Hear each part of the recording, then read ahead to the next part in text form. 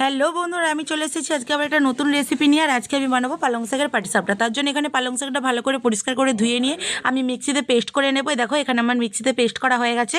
এখন এটা ছাঁকনির সাহায্যে আমি রসটা ছেঁকে নিচ্ছি। এখন ময়দা নিয়ে নিয়েছি, ময়দার মধ্যে লবণ আর চিনি দিয়ে দিলাম। দিয়ে ভালো করে একটু মিশিয়ে নেওয়ার পরে সেই পালং শাকের রসটা আমি দিয়ে দেবো। দিয়ে ভালো করে একটা ব্যাটার বানিয়ে নেব। দেখো কত সুন্দর ব্যাটারটা হয়েছে। নারকেলের ছাইটা আমি বানিয়ে নেব, তার জন্য খেজুরের গুড় দিয়ে নারকেলের ছাইটা মারছি। দেখো দেখতে কত সুন্দর হয়েছে কালারটা। এবার কড়াটা ভালো করে পরিষ্কার করে ধুয়ে তেল ব্রাশ করে দিয়েছি। আর এখন ময়দার যে ব্যাটারটা বানিয়ে রেখেছিলাম সেটা এখন গোল করে দিয়ে দেখো কত সুন্দর চাড়িয়ে নিলাম। একদম পাটিসাপটা শেপ দিয়ে নিয়েছি। এবার ওপর থেকে আমি নারকেল কোড়াটা দিয়ে দেবো। এখন কত সুন্দর দেখতে লাগছে দেখো বন্ধুরা। নারকেলটা দিয়ে এখন ভালো করে আমি যেমন পাটিসাপটায় যেমন পাট করা হয় সেরকম পাট করে নিয়ে দেখো কত সুন্দর কড়ার মধ্যে আমার পাটিসাপটাগুলো বানানো হয়ে যাচ্ছে। আর দেখতে কত সুন্দর লাগছে না? আর আমার রেসিপিটা ভালো লাগলে অবশ্যই চ্যানেলটা সাবস্ক্রাইব করে আমার পাশে থাকবে। টাটা, দেখা হবে নতুন কোনো রেসিপি নিয়ে।